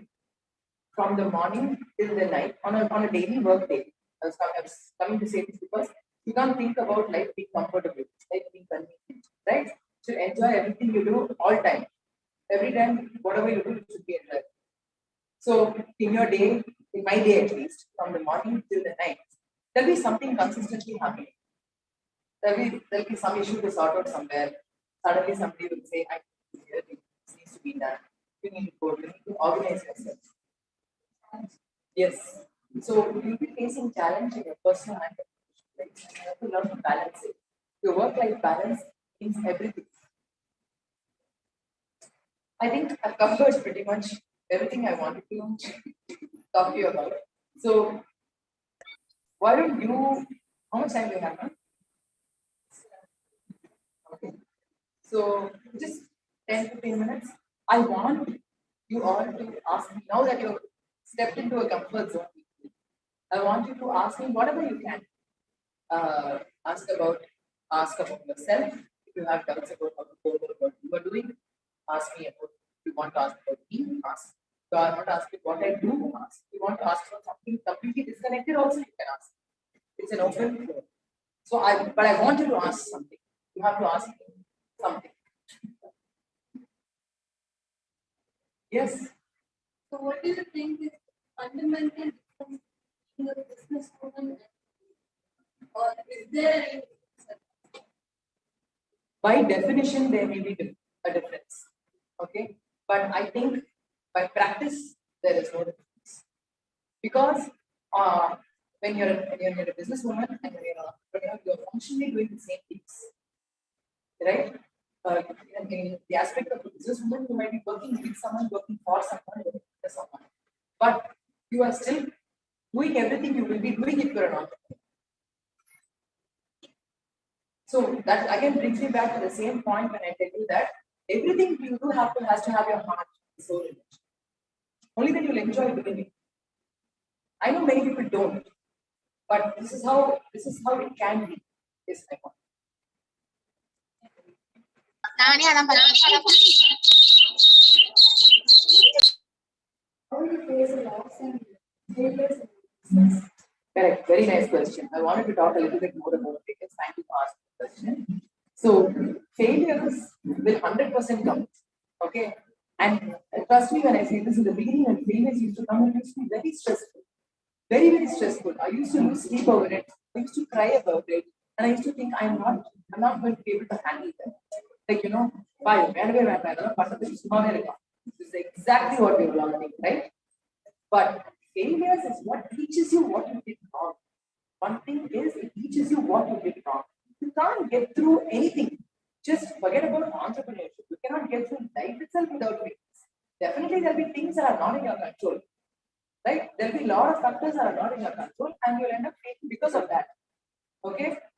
The point is you should, if whatever factors you can control, you control. Okay? Whatever factors you can't control, after your best effort, you have to let it go. Try to bring, as far as work is concerned, as far as business is concerned, try to bring the factors into your control.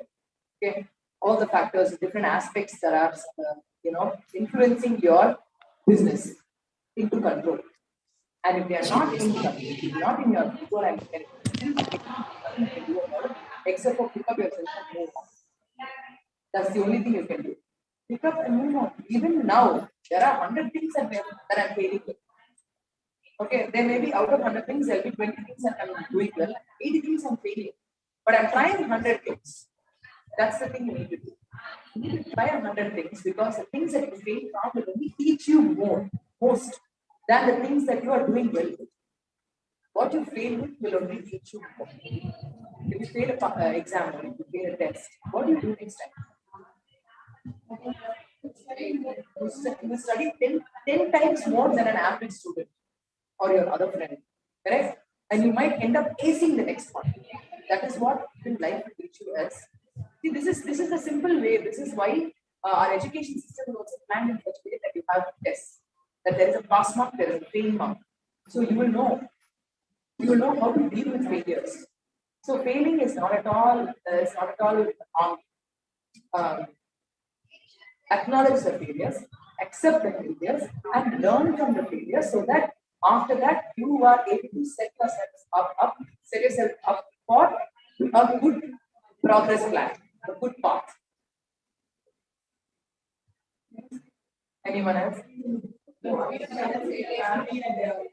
Yes, thank you, ma'am. Thank you so much for asking. Nobody will. I'm telling you, it is the most difficult thing. Like, I'm not going to make it sound easy at all, because it's very, very difficult. So I have a 9-year-old son, and he studies in Bhagavad Gita, and he's in 4th standard. And these days, I don't know, children are extremely advanced. Like, they know everything about everything. There's nothing he doesn't. He doesn't need a mother, to be honest. He only needs a mother when he wants to go to sleep and other things. So, work and life and home is a very difficult thing, especially as women, to be able to balance it. It's not at all easy. I'm going to give you the hard part. Okay. But I'll tell you why it's harder for you. Because I think women are made in such a way to handle it. That's why we take on. See, that's what makes us great entrepreneurs. That's what makes women great entrepreneurs. Because we have good things to do. We have more issues to fires to put out on a daily basis. Okay. Sorry. So we have more fires to put out, and we have more things to do, and everything is passionate for us. Our home is passionate. So how do we balance both? How do I balance both? Make sure that my time is equally divided, at least on a weekly basis. My time is divided. And it's not just to go home and go, it's also about personal time and your time that you need for yourself. Give yourself some peace and some sort of a personal gratification. So, again, the 3 facets that I was talking about, like 3 facets: motherhood, business, enthusiasm, entrepreneurship. See, those 3 facets cover 3 facets of life. Motherhood part of it covers my life. The business enthusiasm part of it covers my personal achievements and my personal gratification.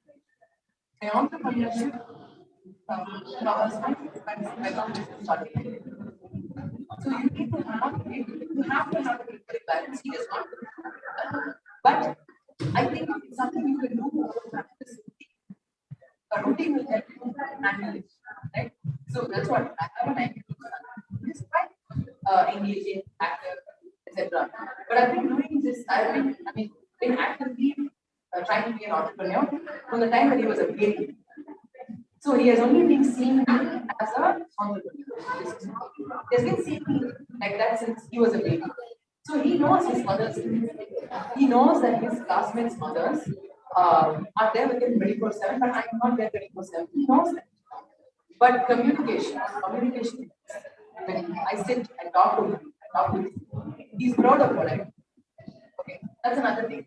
When your family is proud of you, they will encourage you, support you. You don't have to fight, you don't have to argue.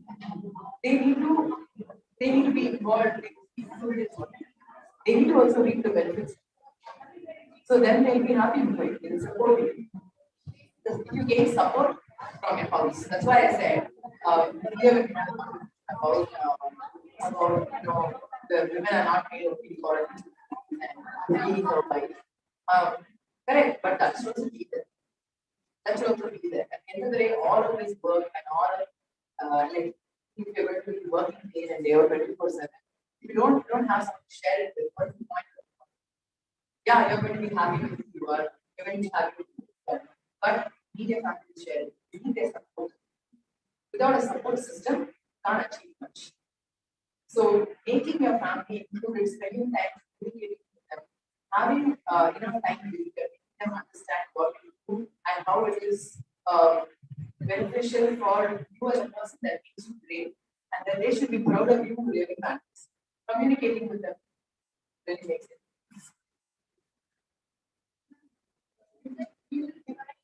Your time accordingly. How do I divide? I have learned over a period of time, like I think that's what in the last, mainly in the last 4 or 5 years, I have conditioned myself so much, emotionally, physically. I've conditioned myself to separate my time fully between home and family. Okay, so that is so when I say fitness enthusiast, though I want to do this for myself, I don't do it when I work or my family. I do it early in the morning when everyone's asleep. So at 6 o'clock in the morning, there is no work. At 6 o'clock in the morning, people at home are sleeping. So that time I get what I want. I get what I want, and that's fine for me. I have to make some small sacrifices here and there. But I've at least achieved my goal, right? My workout every day is good. I should be up and about at 6 o'clock, and I should finish my workout and be home by 8 o'clock every week. That's my goal. So these are small goals I set to myself. Set a routine, and you create a routine based on who is involved with you. Who are the primary factors? You are the primary factor. Second primary factor is people in your house. You see pain who are including you as your primary factor together. So you create a routine based on the primary people in your life. And then you go about the routine. If they need you back home at 9, whatever, you have to plan for it. You have to make sure that you plan for it. You get back home. Because, again, everything you do is in support of other people that who are with you, your family. So I plan my day in such a way that from when I have to leave for when I start working at home, so I'm able to spend some time at home with my family before it becomes very hectic. When my work, my hectic time starts somewhere 12, not 5 or 6. So those are the hours that I'm away from. So before that, I spend at home. I work from home. I multitask. Multitask is another big thing that you will learn. You will learn when it goes there. You learn how to multitask and then I come back. So it differs every day. It differs. I try to maintain the same pattern every day, but it differs according to who you are. What are your primary factors? Who are the primary people in your life?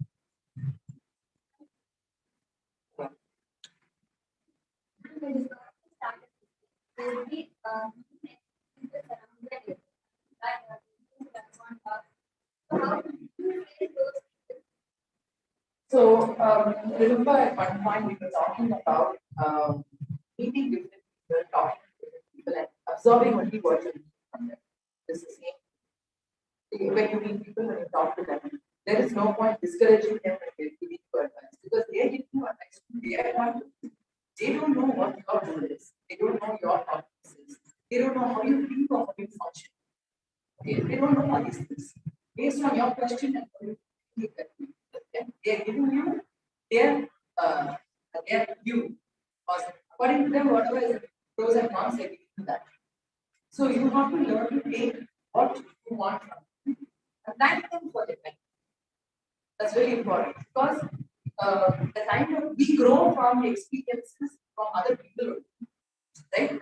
when we talk to people, we learn from people, we grow from those experiences. 100% of what they want will not be what they give you will not be what you want. 100% what they give you will not be what you want to do. But at least 20%. So you have to throw away the 80% that you're not interested in and take only the 20% that you want. You have to tune your mind and think in such a way that whatever advice they give you, whatever they give you is their point of view. And it will be, some of it will be good for you, some of it will be necessary. Take what is good for you. See it in that manner. This is why I said don't be judgmental about the person you ask. Some advice will come to you unsolicited, but that's also okay. Because even from unsolicited advice, you can take at least 20% of what you're saying, 60%.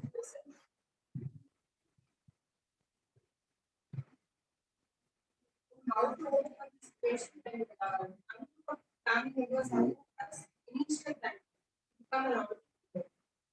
Okay. One thing we have to understand is our mindset, same way that our family mindset. Okay. Yeah, they will be clouded by some prejudice questions. They will be clouded by family-based thoughts, what we should do, what we should not do, those kind of things. Nowadays, all the people are small towns. Small towns. Why do I say small towns? Because in small towns, consider tough process. That's what we think. Right? Where did they break that? They communicate, spoke. So even and before you get upset or get clouded by what they're saying, or clouded by what expected of you, think of what they're saying from their point of view. Step into their shoes for a minute. What do they want? Essentially, they'll think of different things. Essentially, where is that all coming from? Where is it from? It's taken from a place where they think that they will be able to make a better decision for you. So all this comes back to a certain amount of communication. You think from their angle. Okay. Like I know this is the most cliche thing people will do. Okay. Okay. But actually what that means is doesn't mean immediately to accept what you're saying. It's not that. When you're thinking from their point of view or from their angle, you'll be able to say something or put yourself out in better words so that they will be able to change the way they're thinking. That is what you need to do. Communication. Be brave. Be careful with your words and put them out. Phrase yourself in such a way that you are boldly putting out what you think, but in a way that they can understand. So now you're talking about family members, you're talking about parents, right? They've been with you through your entire existence. Okay, from the second step of this world. So they have understood you entirely. Okay, they know what you're capable of, what you're not capable of. According to them, you think that you are bigger or different from their understanding of you, it is your responsibility to put it out in words for them to understand. Just like how they know you from your existence, you know them for your entire existence.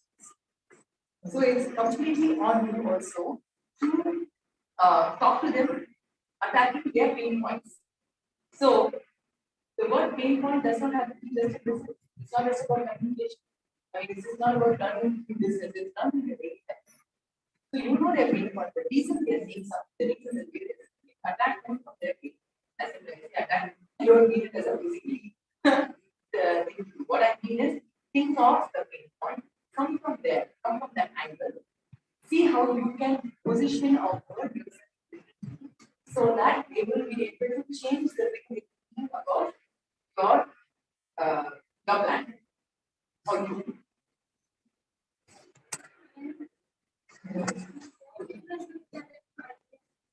What? I would say my open mind. Okay. I have been keeping my mind open. I've been keeping my thoughts open without religious notions. Like as soon as something gives an idea, you should not think, okay, now, yes, I like it. That's how we should want. Listen to everyone. Listen to things that are coming to you. And from there, every small thing can give you an opportunity for it. You can keep your mind open. Keep not just your ears and your eyes, mind open. Because every small thing can be an opportunity. What are your daily pain points? What do you deal with on a daily basis? Is there a solution for that? Somebody has already found a solution for that? No? That could be something to start with.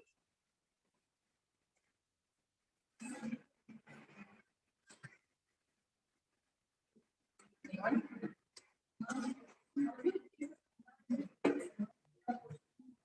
Financial crisis. See, there have been financial crises for me in the first business that we started. But luckily, I had some assets that I had collected. Okay, like your assets would be a goodwill, your assets would be, funds, mutual funds, it could be anything that you know. So actually, taking away any of the money, will actually help a lot. I know you do this a lot, but actually having some backing for a rainy day helps a lot.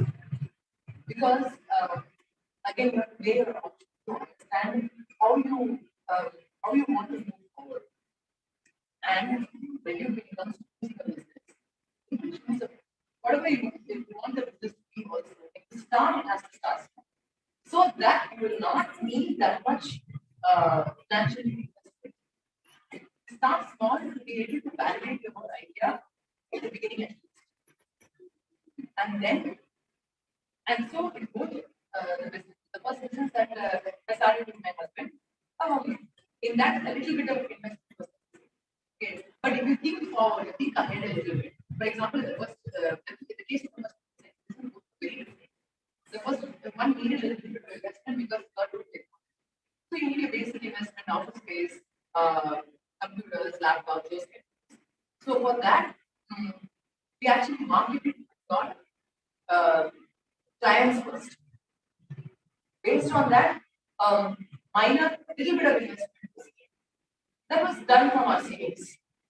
So saving, having a little bit of saving, investing in yourself first makes a lot of sense. Only if you need to invest in yourself, your client or another outside investor will be able to trust you. So we invested in our own business first. And then we were able to get one or two clients from there. And the second business, we started it without any investment itself. Very, very minor, very, very like $1 So, in fact, not even under 50K. So, was this considering expenses that considered as expensive. So, second business was a new experiment. We start a business with zero investment. There are lots of opportunities to start a business with zero investment. To start there slowly, you were able to get enough just to substantially support your business. So in the first business as well as the second business, for the first 2 years I never came to salary. The second business were Shafran was salary in 2019. Only this year I'm getting salary because we found everything that's coming from back into the business. Because at the end of the day, you own the business. Growth of the business has to mean as much to you as taking a salary itself. So having pride in what you do will be able to help you put your salary back into the business.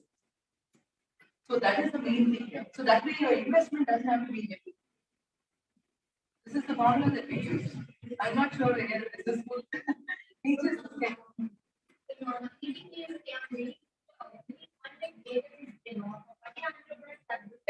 yeah. You can go for those. Those options are available. Even the small scale industries, yeah, they help you. You can apply that and make it. But still, that is again that you have to come to the conclusion. After you take up, after you decide what kind of investment you're going to do. That's why I said in the second business will be started. You need to put down very basic investment structure at the beginning. Because once you start taking investment money from outside, you are liable there also. Exit in makes it equal to working somewhere else. So you have to be like self-sufficient. That's the most important thing. If you are self-sufficient, that will be able to, that is better for the normal. Yeah, there are funding opportunities everywhere. Apart from what I have done in my businesses, there are funding opportunities everywhere. You can identify them, weigh your pros and cons. But before you go there, you should definitely see how far of investment you need to take.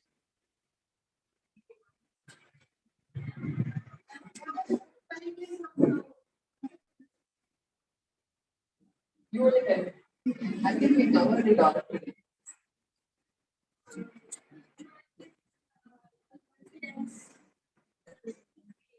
It's not the routine. Everything on the way down. Networking skills. Yeah, networking. Thinking outside the box. Self-gratification. Perseverance. Yes. Accountability. Accepting failures. See, you all know, you all already know what it is to fail. Suppose we have an idea that we exist, but we know how to revolutionize that. For example, we have Snapchat, Flipkart, we have Flipkart, Amazon. So, is it innovative enough to revolutionize an already existing idea, and will it be considered on to? Yes, of course. Of course, it will be considered. That's why you have to keep different games in the same industry. You have some. What's the difference? Each of them have their own unique qualities, right? And we have done so. Swiggy started before done so, right? Compare all these things. Yeah, you can think a smaller idea that for whatever reason that existing name is not able to brand, is not able to revolutionize, and you can definitely revolutionize. What makes your business or your company or your brand better is only you, your thinking, your process, and your creativity, which can be applied to the business, which will make it different, which will make it unique, which will make it a class apart from what is already available in the market.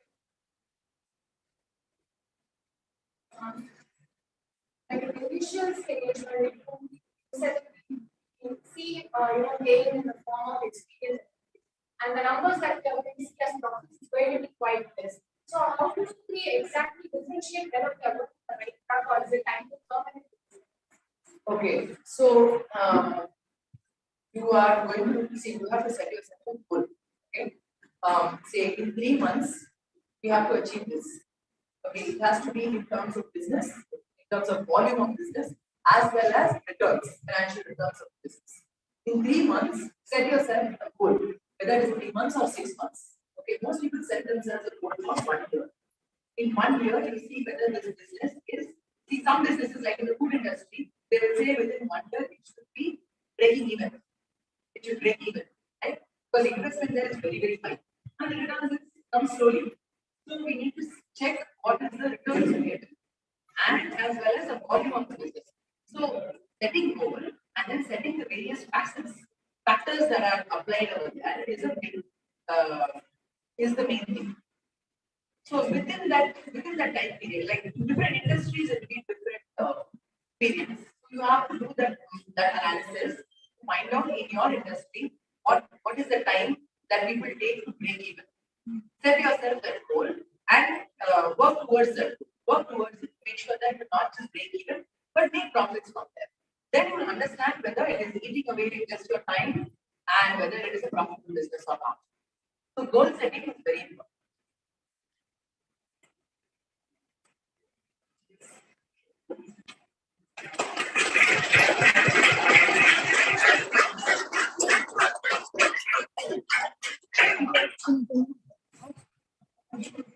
Thanks a lot, ma'am, for doing a wonderful presentation. From the starting to the end, she is academic. She delivered her own mind-stopping motivational session, and I hope everything has inspired a lot among the students. So you sent to a lot of answers, right? So you should implement your life. That is very, very important. Just coming to theater and see 3 hours movie and going back and rethinking that hero for 2 minutes, you'll be walking like that. That and all will be stopped within 5 minutes. But here, this entire life experience, if you are following the routine methodology, if you are following and setting the goal and achieving at the time you achieve, you'll be having lot of satisfaction in that. So we want to know as a SKPC student, after achieving that satisfaction, you call us and inform us. Whenever it may happen within 3 months or 6 months, 5 years later or 6 years later, one spark will come to you at that time. Remember. Thanks a lot, students, for participating.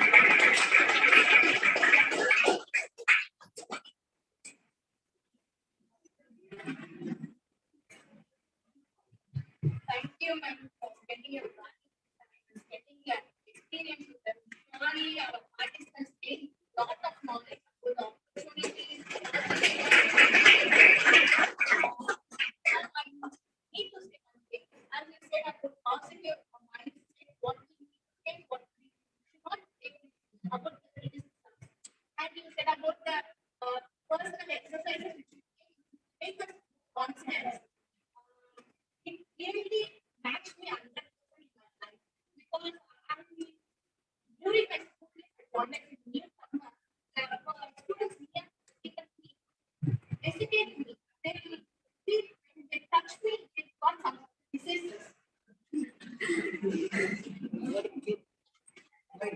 Because I'm not a newcomer, everyone on same school. If they touch me, they got some disease, they take it from like them. So I feel really unconfident and going to go. I used to tell each every day. Then my class teacher was standing this. Still she was talking. She said she's my child, still adopted child, or my new child. She's pushing. And she helped me a lot to overcome it. And she gave me more of confidence. I made a lot of teachers more than going to my friends and talking to them because they are hesitating. Why should I go? I lot, but they did not accept me. It made me to get down my confidence. So I went for little classes and teachers and made most of and they taught me of leadership. At the point of leadership point, everyone should keep attending me. And coordinate a team.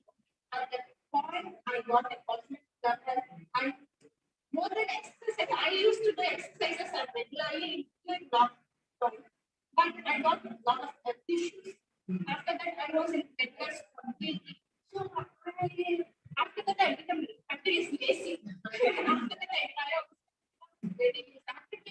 I feel always refreshment. After that laziness, I feel very bad for you. So I brought a new solution for that. Just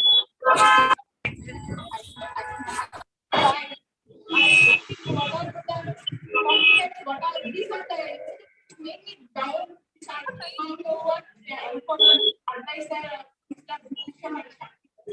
Now I'm standing in front of this is my first stage.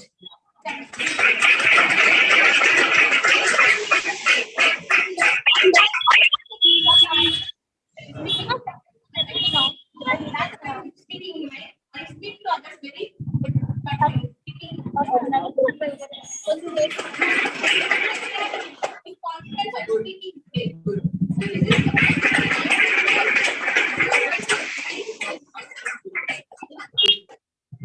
Thank you for giving the opportunity to us. Without this opportunity, I can't able to express what I'm thinking. Each and every opportunity make us go a lot and lot. I came to this college with 3 months. Every teacher know me because I'm an ET style leader. I don't want us to do ET style, but I learned. I learned day by day what to do.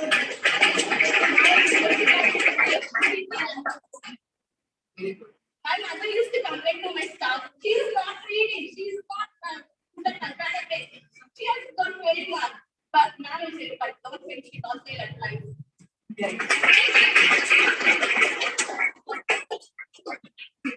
She imagine I'll be one day at the place of you. I'm happy. I'm very happy to hear that. But also, I also always tell myself that I'm not at my final place. I'm also not at my destination yet. We're all always moving towards that destination. Each and every day we are a destination, not enough. We will reach it every day. Keep going.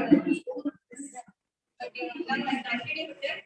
Now I call the Sanchana to deliver vote of thanks.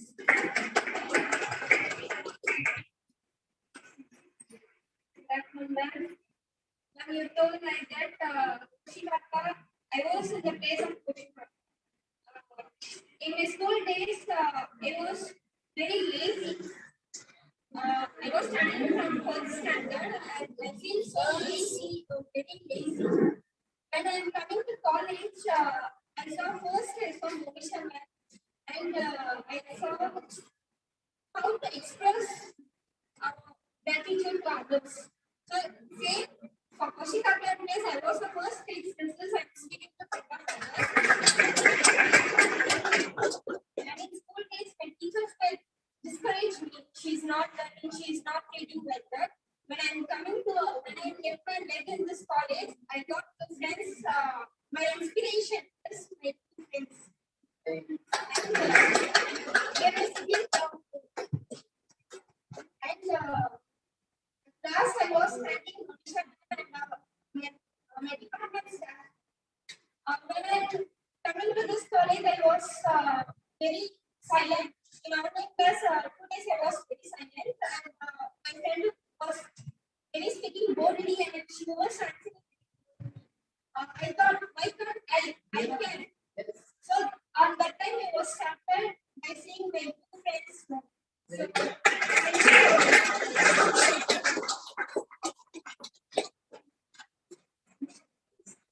a very good afternoon to one present. It gives me immense pleasure to deliver vote of thanks for this event. First of all, I would like to thank Almighty for making this event a successful one. I would like to thank our guest speaker, Ms. Lekha Mitra Rajendran ma'am, for spending her valuable time by motivating us through her inspirational story. I hope many of our students will be motivated through your speech, ma'am. Next, I would like to express my gratitude to our correspondent sir, principal ma'am, and our vice principal ma'am for their continuous support in our endeavors. Last but not least, I would like to thank our IIC team for coordinating the event and making it a successful one. Once again, thank you for spending your time with us, and also I thank our IIC students who are all present here. Thank you for accepting our invitation.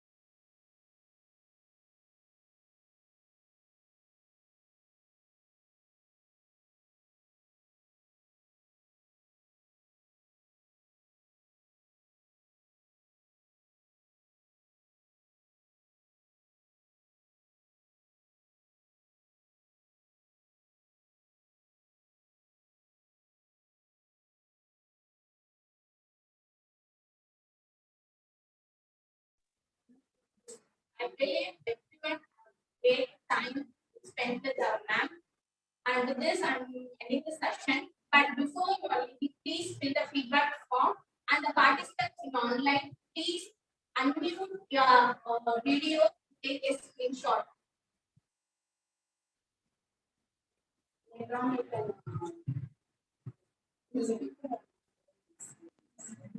Okay, just log in. Through Zoom, you can log in. Now, post it to one another, just share.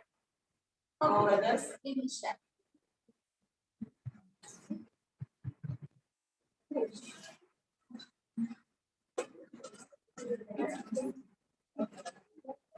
members in the media classes. Thank you.